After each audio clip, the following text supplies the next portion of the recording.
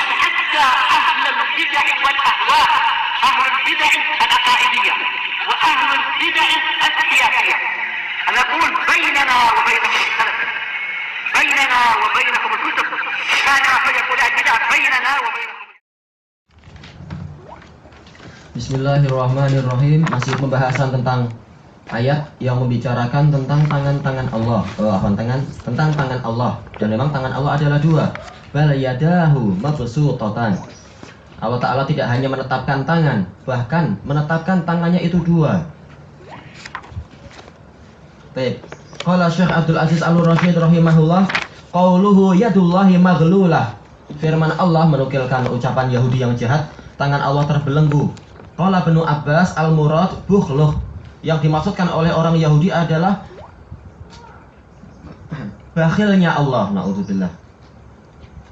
Fal ghullu kinayatun anil bukhl. Ghul yaitu belenggu, itu adalah ungkapan dari bukhl yaitu pelit. Itu ma'ruf, yang diinginkan di sini adalah seperti itu. Kalau di alam mimpi sebagaimana dijelaskan oleh Ibnul Qayyim, boleh jadi maknanya adalah di dunia orangnya bakhil dan orangnya tidak mendapatkan hidayah, dan di akhirat dia akan terbelenggu di dalam neraka. Dan kita lihat di sini orang Asy'ariyah, mereka menjadikan tafsir semacam ini sebagai, kata mereka, sebagai dalil bahwasanya bukanlah yang diinginkan itu Allah punya tangan, tetapi ini adalah majaz. Bahwasanya yang dimaksudkan adalah Allah Ta'ala pelit, bukan menetapkan tangan. Maka dibantah oleh ahlu sunnah wal jamaah bahwasanya tafsir yang disebutkan oleh Ibnu Abbas ini adalah apa? At-tafsir bila wazimih, yaitu tafsir dengan lazimul qaul.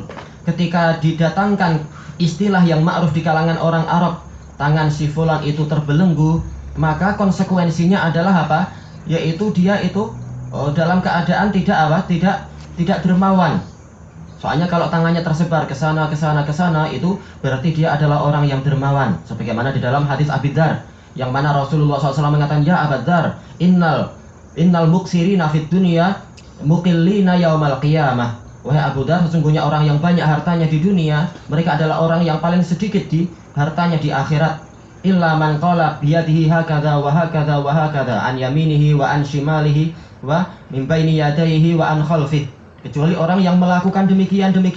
Kemudian Rasulullah menggerakkan tangannya ke kanan, ke kiri, ke depan, dan ke belakang, yaitu banyak bersedekah.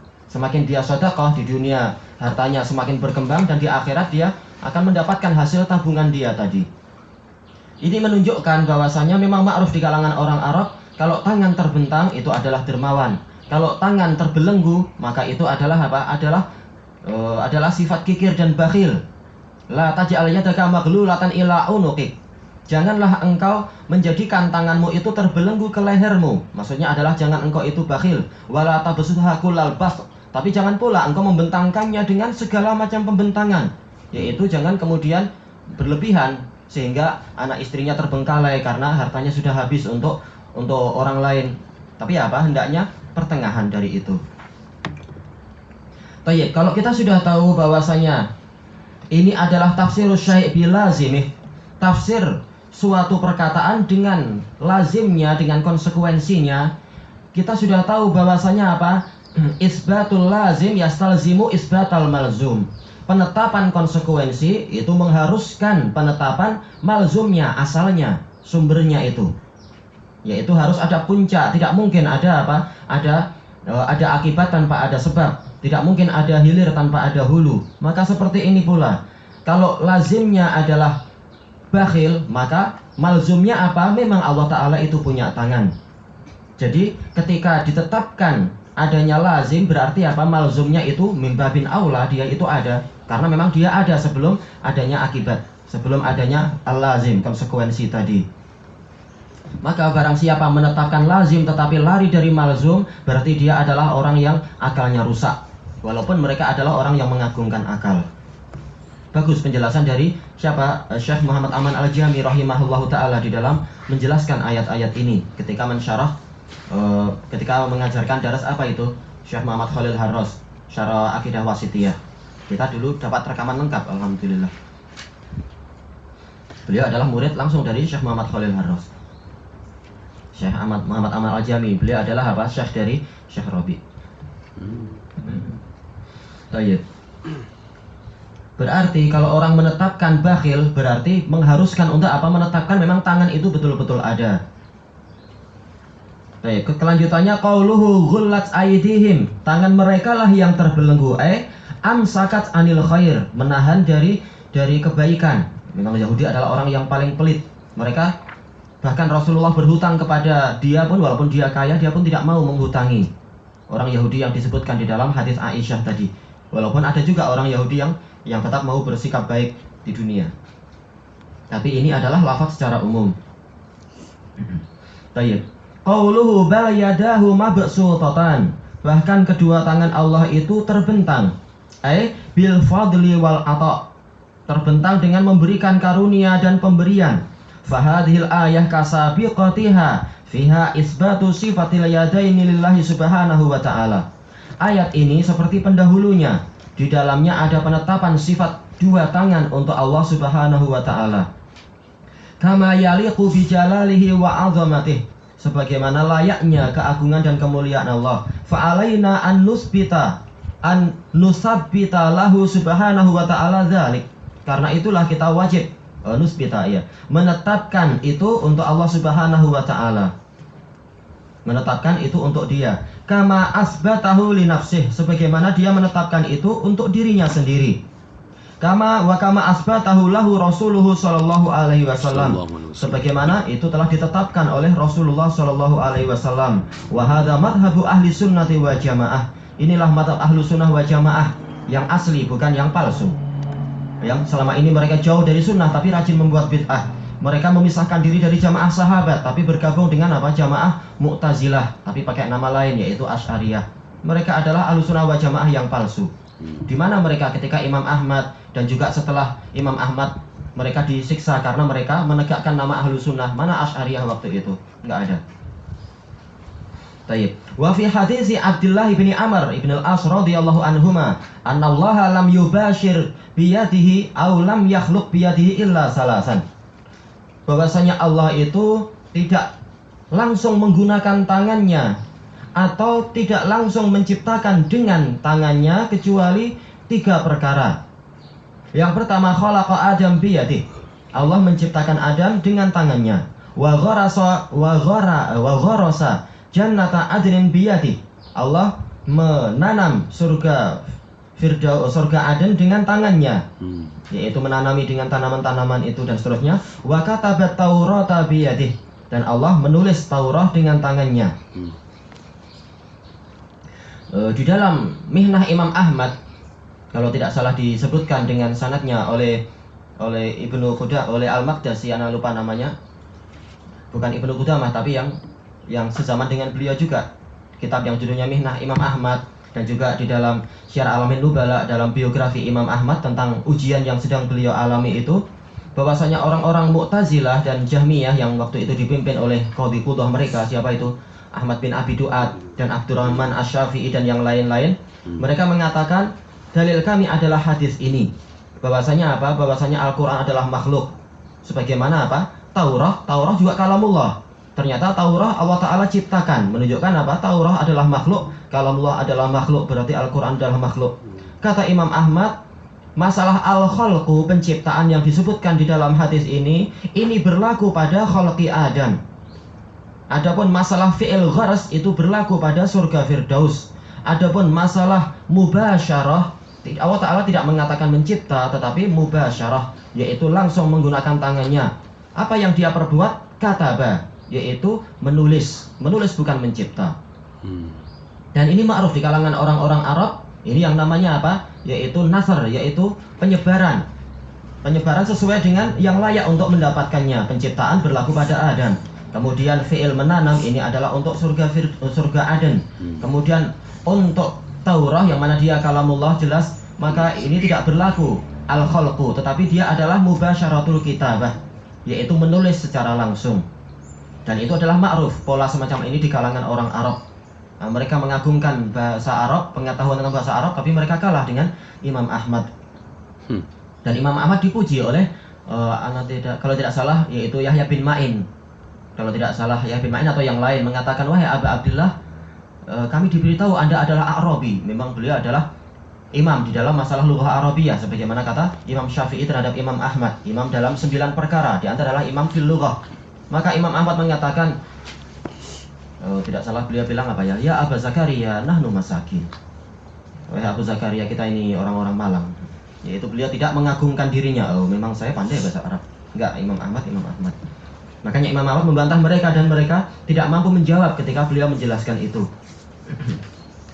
Baik. Wa qala Ibnul Qayyim rahimahullah. Hadis ini tadi kita sudah mengetahui dia memiliki kelemahan. Kalaupun dia sabit dengan dalil-dalil yang lain, maka penjelasannya seperti tadi. Imam Ibnul Qayyim rahimahullah ini di dalam kitab As-Sawa'iqul Mursalah yang pertama muka surat 57.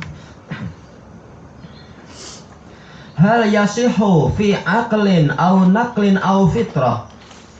Apakah sah di dalam akal dan di dalam penukilan, yaitu dalil-dalil wahyu, ataupun di dalam fitrah, an yuqal, untuk dikatakan lam yakhluq bi qudratihi illa salasan, Allah tidak mencipta dengan kemampuannya kecuali 3. Jelas semuanya adalah diciptakan dengan kemampuan Allah. Allahul ladzi khalaqa sab'a samawati wa minal ardi mithlahun yatanazzalul amru bainahum lita'lamu annallaha ala kulli syai'in qadir. Allah lah yang menciptakan langit yang 7 dan bumi yang 7 semacam itu juga. Kemudian seluruh urusan itu naik turun di antaranya agar kalian tahu bahwasanya Allah mampu terhadap segalanya. Jadi segala yang diciptakan, berapa yang diciptakan Allah tak terhitung tentunya, seluruh makhluk itu adalah dengan kudrah Allah. Maka mustahil hadis tadi mengatakan tidaklah Allah Ta'ala mencipta dengan kudrahnya kecuali 3. Ini tidak mungkin. Langit juga dengan kudrah Allah, langit adalah dengan kudrah Allah, kemudian bumi juga demikian. Apa saja yang di antara langit dan bumi juga demikian. Dengan apa? Kudrah Allah. Maka ini adalah dalil yang jelas. Mereka menggunakan hadis ini, maka kita katakan hadis ini sendiri membantah kalian. Karena tidak mungkin pola semacam ini menunjukkan bahwasannya tangan artinya adalah kudrah. Demikian pula masalah nikmat, tidak mungkin Allah hanya menciptakan dengan nikmatnya 3 benda saja, itu tidak mungkin. Semuanya dengan nikmat Allah. Qal wa aidan, dan juga falau kanal muradu bihi hahunal qudrah, kalau seandainya yang diinginkan dengannya, dengan tangan di sini adalah qudrah, labatu la takhsisu Adam, niscaya akan batal pengkhususan Adam.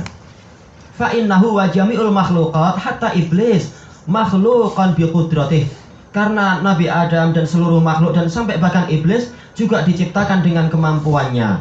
Fa ayyu maziyatin li Adam ala iblis, maka keistimewaan apa yang dimiliki Adam terhadap iblis fi qaulihi, di dalam firman Allah Ta'ala, antas juda lima khalaqtu biyadai, untuk engkau sujud kepada makhluk yang aku ciptakan dengan kedua tanganku. Iblis mengatakan, saya juga dengan kedua tanganmu ya Allah, karena tanganmu adalah kudrah.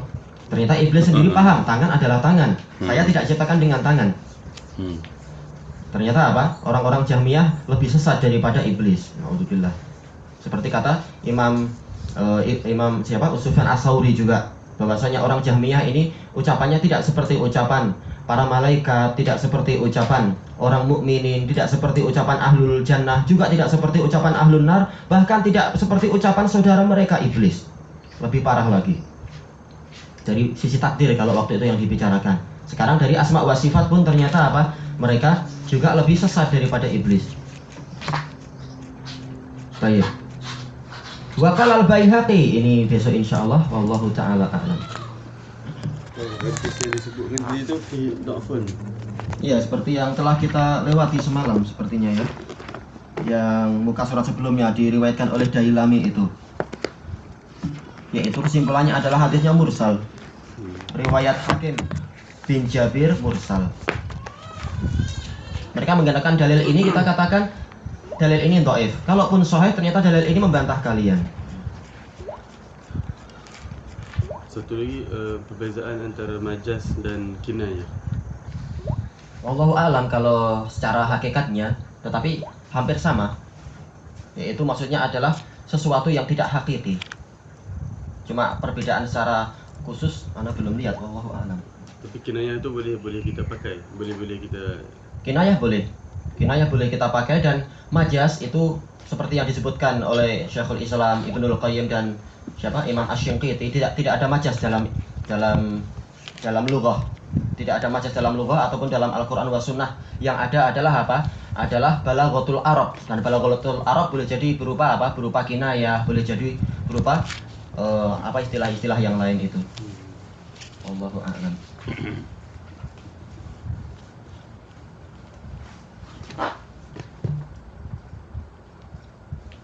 Bismillahirrahmanirrahim.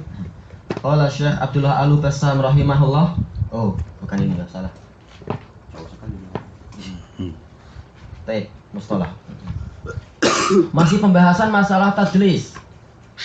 Siapa yang paling banyak melakukan tadlis dari jenis manusia? Dari jenis manusia yaitu para pedagang. Ma'ruf di dalam kehidupan perdagangan itu banyak orang melakukan tadlis. Makanya para ulama ketika mensyarah kitab-kitab mustalah, mereka menggunakan contoh tadlis di dalam perdagangan.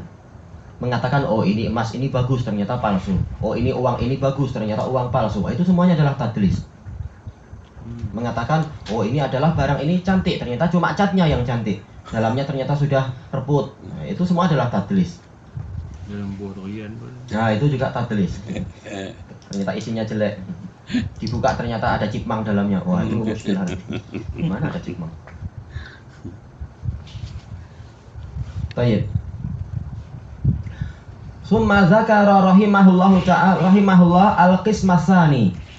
Kemudian Imam Al-Iraqi menyebutkan jenis kedua min anwa'it tadlis, tentang jenis tadlis, wa huwa tadlisus syuyukh, yaitu tadlis syuyukh. Syekhnya enggak dihapus, tetapi apa? Dirubah-rubah namanya.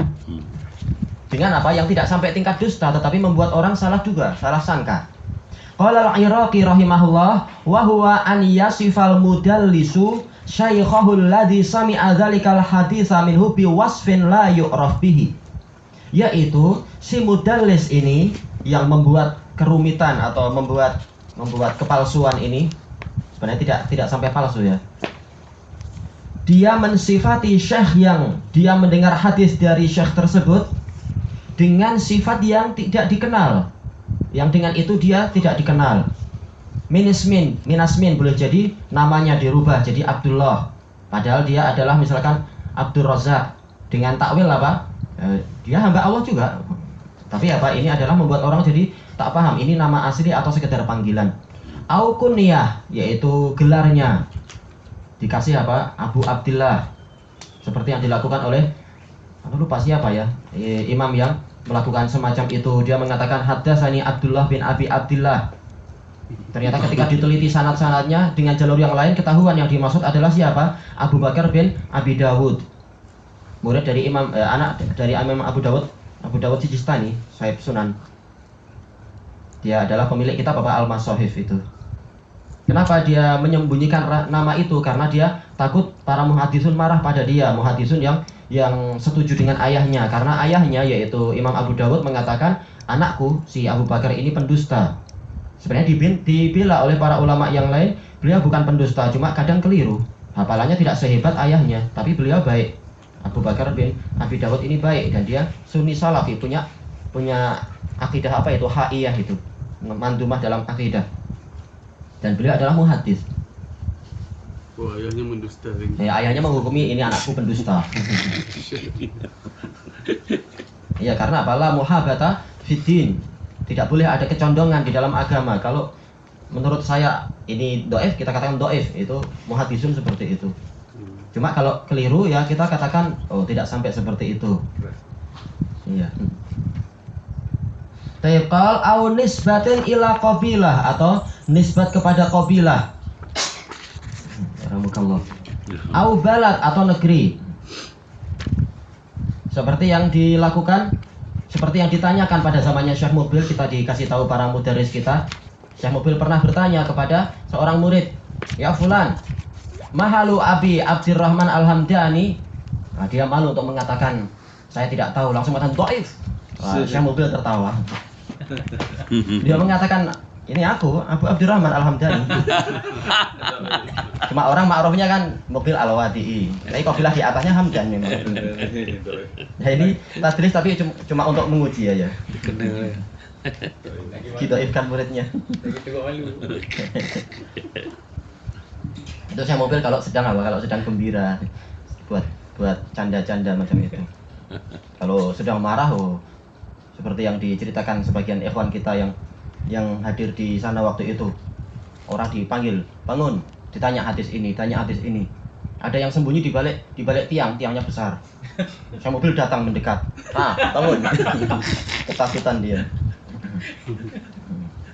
Terus saya mobil suruh, semuanya bangun untuk baca hadis seperti biasa. Ternyata ada beberapa orang tidak baca hadis. Beliau bilang, bangun, kenapa kamu nggak baca hadis? Dia nggak mampu berikan alasan. Saya mobil bilang, keluar. Dia keluar pelan-pelan, jangan sampai nabrak orang. Saya mobil bilang, surah, cepat, langsung dia jatuh. Takut dia. Itu kalau saya mobil sedang marah. Baik, ausin atin atau suatu pekerjaan dinisbatkan kepada najjar atau bakhor atau apa yang dia tidak dikenal dengan itu. Au nahwi dzalik atau yang semacam itu. Kay yu'irut tariqa ila ma'rifati sami'ilah, untuk mempersulit jalan untuk mengetahui agar orang yang mendengar itu tahu. Maksudnya kalau orang yang mendengar pengen tahu siapa dia, jalannya jadi sulit. Siapa orang ini? Baik. Oh ini ada di sini. Baik, qaulihi terlupakan. Qaulihi Abi Bakar bin Mujahid ahadi a'immatil qurra. Ucapan Abu Bakar bin Mujahid, salah satu dari imam para qurra. Haddatsana Abdullah bin Abi Abdillah yuridu bihi Abdullah bin Abi Dawud As-Sijistani. Gelarnya adalah Abu Bakar. Wa nahwi dzalik, yang semacam itu. Qala Ibnu Shalah wa fihi tadyi'un lil marwi anhu. Di sini ada penyanyian terhadap hadis yang diriwayatkan tadi. Soalnya kalau orangnya tidak jelas berarti apa? Berarti kita katakan orangnya berarti majhul untuk kami, sehingga kami tawakuf untuk menerima hadis ini. Akhirnya apa? Tersia-sia hadis Nabi dikarenakan adanya tadlis tadi. Qultu, kata saya yaitu Al-Iraqi, walil marwi aidan. Marwi anhu berarti apa? Syekhnya. Sehingga apa? Syekhnya jadi tersia-sia, tidak didoakan rahimahullah dan sebagainya karena orang tidak tahu siapa ini. Dan kata Al-Iraqi, marwi walil marwi aidan, dan hadis yang diriwayatkan tadi juga bi an la yutanabbahulah, karena setelah itu karena dia tidak diketahui. Fayasira ba'du ruwatihi majhulan, sehingga jadilah sebagian rawinya itu majhul, dianggap majhul, sehingga tidak diterima hadisnya sampai ada pendukung atau kejelasan. Wa yukhtalaful halu wa yakhtaliful halu fi karahati dzalikal qism bi ikhtilafil maqsadil hal al-hamili ala dzalik. Keadaan tentang hukum ini, apakah dia makruh ataukah dia tidak makruh melakukan tadlis semacam ini berbeda-beda keadaannya sesuai dengan perbedaan tujuan yang membawa atau yang menyebabkan pelakunya melakukan itu. Fasyarru dzalik, yang paling buruknya adalah idza kana al-hamilu ala dzalika kaunur rawi anhu dhaifan. Yang menyebabkan seseorang itu melakukan tadlis adalah karena syekh dia itu lemah. Fayudallisuh, kemudian ditadlis, namanya dirahasiakan. Hatta la tudhara riwayatuhu hatta la tadhara riwayatuhu anid du'afa, agar tidak nampak bahwasanya orang ini meriwayatkan dari du'afa karena dia malu kalau diketahui sebagian syekhnya itu dhaif. Adapun Imam Auza'i, beliau jujur mengatakan memang hadis ini saya dapatkan dari orang itu, saya nggak ada yang lain. Maksudnya untuk hadis tersebut Auza'i jujur beliau. Tinggal hadisnya lemah, bukan karena Auza'inya yang lemah, tapi memang syekh yang di atasnya itu yang lemah. Wa qad yakunu al-hamilu ala dzalika kaunul marwi anhu saghiran fis sin. Dan terkadang yang menyebabkan seseorang melakukan tadlis adalah karena syekh dia itu usianya masih muda. Malu meriwayatkan dari orang yang masih muda. Tapi ini adalah apa? Adalah tidak betul. Kenapa? Harus jujur. Memang saya belajar kepada orang yang lebih muda juga. Tidak perlu gengsi, karena Allah Ta'ala yang memberikan ilmu kepada siapa yang dia kehendaki. Makanya bagus ucapan Imam Waqi' Ibnul Jarrah rahimahullahu ta'ala, la yanbulu rajulun hatta yarwiya an man dunahu wa fawqahu wa man yusawi. Seseorang itu tidak akan naik sampai dia itu meriwayatkan dari yang di atasnya, juga yang dari bawahnya dan yang setara dengan dia. Di mana ada ilmu diambil, terserah dia orang yang lemah ataukah tidak lemah. Dia orang yang muda ataukah sama usianya ataukah lebih tua. Dan ini yang dipakai oleh Imam Ahmad. Dia tidak peduli apakah sanadnya panjang ataukah sanadnya pendek. Yang penting ada ilmu di situ, beliau ambil banyak-banyak. Tayyib qal au ta'akhkharat wafatuh, atau wafatnya itu ta'akhkharat, yaitu lama. Kenapa? Karena orang lebih suka kalau mendapatkan ilmu, meriwayatkan ilmu dari syekh yang sudah meninggal. Agar apa? Agar orang tahu, oh ini adalah qadim, sanad dia adalah ahli. Sementara kalau dia meriwayatkan dari syekh yang belum meninggal juga, maka ini ada semacam an-nuzul, sanadnya jadi agak lemah, agak rendah, bukan lemah. Maka semacam ini yang menyebabkan sebagian orang mentadlis. Wa syarakahu fihi man huwa dunah, dan dia disekutui oleh orang yang lebih rendah dari dia. Harusnya Orang yang lebih rendah dari saya belajar ke saya. Kenapa dia juga belajar kepada syekh saya yang umurnya panjang itu? Ini nggak boleh semacam itu. Kalau ditanya jawab, kalau emang tidak ditanya terserah dia. Baik. Dan yang terbaik adalah yang dilakukan oleh para muhaddisun sejak zaman dulu sampai zaman sekarang, yaitu mereka kalau minta ijazah kepada seorang syekh, mereka juga kalau syekhnya ini tipenya adalah tipe dermawan, mereka akan minta untuk untuk anak-anak saya juga tolong dikasih ijazah, walaupun anaknya masih kecil, tapi orang tidak perlu hasad kepada anaknya. Dan seperti yang dilakukan Syekh Abdul Raqib jazahullah khairan, bahkan beliau memintakan untuk muridnya, kasih ijazah untuk murid saya begini. Ini menunjukkan jauhnya para masyayikh yang mulia itu dari sifat hasad. Suka kalau muridnya itu menonjol dan bagus dan seterusnya. Tayyib tal wa qad yakunul hamilu ala dzalika ihamu kasratis syuyukh. Dan terkadang yang membawa dia untuk melakukan itu adalah untuk untuk membuat orang salah duga tentang banyaknya syekh dia.